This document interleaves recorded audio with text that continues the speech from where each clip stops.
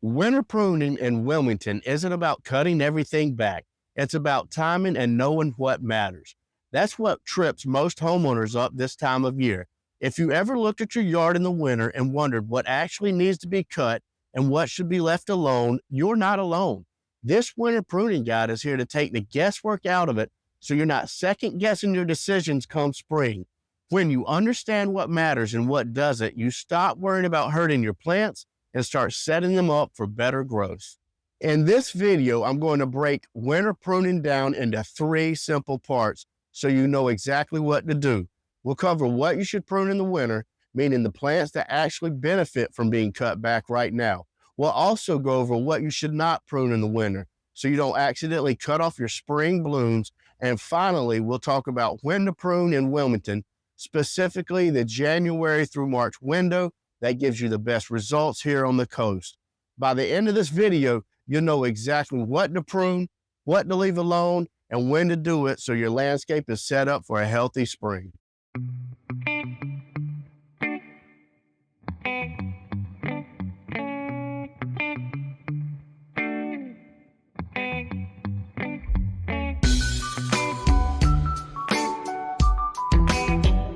Before we start naming plants, it's important to understand why winter pruning works in the first place and why it causes so much confusion, especially here in coastal North Carolina. Think of your plants like a phone in sleep mode or a TV that's paused. They're not dead, they're resting. During winter, plants slow everything down and conserve energy so they can push hard once spring arrives. That pause is what makes winter such a great time for structure and correction. The confusion happens because not all plants behave the same way during the rest period. Some plants are storing energy for new growth, others already have next season's flowers locked in. If you don't know which is which, it's easy to make a cut that looks fine now, but costs you blooms later on. Once you understand which plants actually benefit from winter pruning, the rest becomes a lot simpler. Winter pruning isn't about cutting everything back. It's about knowing which plants actually benefit from it and making the right cuts while they're dormant. Late winter works so well because plants are resting. Cuts are less stressful, you can see the structure clearly, and when spring growth starts, it comes back stronger and more controlled. You're also reducing disease and pest pressure going into the growing season. Anytime you're pruning in winter, start with the basics. Remove dead branches first, then look for branches that are crossing or rubbing, and take out the weakest or worst placed ones. If you see suckers growing from the trunk or the base of a plant, remove those as well. Once that's done, step back and look at the overall shape. If a branch is growing the wrong way or sticking out and ruining the natural form of the plant, that's usually your next cut. These simple steps alone clean things up and set the plant up for healthier growth. When you understand the basics, winter pruning stops feeling risky and starts feeling intentional. Now let's talk about what actually benefits from winter pruning. Trees and shrubs that respond well include ornamental trees that bloom on new growth and non-spring blooming shrubs. These plants handle winter cuts well and rebound nicely once growth begins. Crepe myrtles are a big one for our area. They should be pruned in the winter, typically from January into early March, right before new growth begins. Because crepe myrtles bloom on new growth, winter pruning encourages healthier structure and better flowering later on. Ornamental grasses like pampas, pink and white muhly, breeze, and adagio can be cut back once they turn brown. Brown means safe to cut. You can do this in the winter or early spring just before new growth starts pushing through.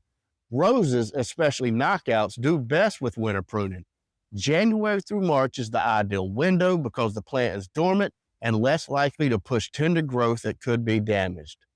Winter pruning sets roses up for stronger, fuller blooms. Perennials like daylilies and lantana naturally die back in winter.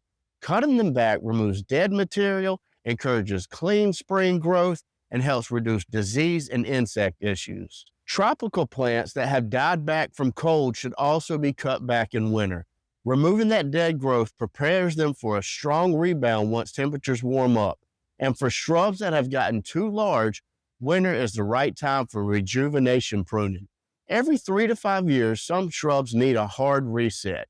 Doing that while they're dormant allows them to recover fully through spring and summer. When you prune the right plants at the right time, spring growth comes back healthier, fuller, and easier to manage. By the way, if you're new here, I'm Brett with Vine Dresser Lawn and Landscape, and we help homeowners in Leland, Hampstead, and Wilmington get hassle-free professional lawn and landscape care with guaranteed results. If you're watching this and thinking, I'd rather have this done right without worrying about it, you can click the link below in the description to request a winter pruning estimate and let our team take care of it for you. This is where most winter pruning mistakes happen and why spring blooms disappear. Many spring blooming plants set their buds the previous season.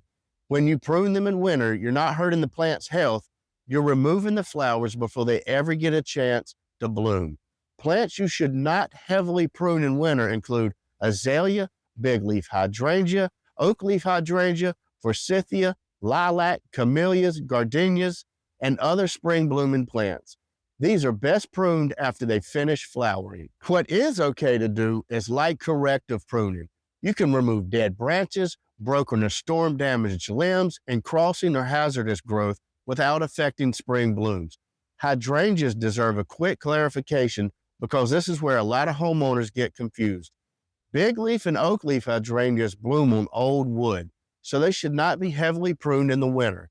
Hydrangeas like Limelight and Annabelle bloom on new wood and can be pruned in the winter. Knowing what not to prune saves you from the most frustrating spring mistake homeowners make. If you're not sure which type of hydrangea you have, drop a comment below. That's one of the most common questions we get. Timing matters more here than in colder climates. In Wilmington and in the surrounding areas, late winter pruning typically runs from January through March. January is great for structural work and corrective pruning and rejuvenation cuts. February is the prime window for most winter pruning. Early March is your last chance to finish up before active growth really takes off. Pruning too early can expose plants to cold stress. Pruning too late can remove new growth, delay recovery, and reduce blooms. Late winter pruning gives plants the best chance to use their energy efficiently once spring arrives. A simple rule of thumb is this: if the plant is dormant and not a spring bloomer, it's generally safe to prune. When in doubt, it's better to prune a little earlier rather than later. Now that you know what to prune, what not to touch, and when to do it, there's one more piece that really determines your results. Technique matters, especially for roses. If you want to apply this correctly, I've got a full video that walks you through step-by-step pruning roses the right way for winter. Click here to watch that video next, and remember, you're only one season away.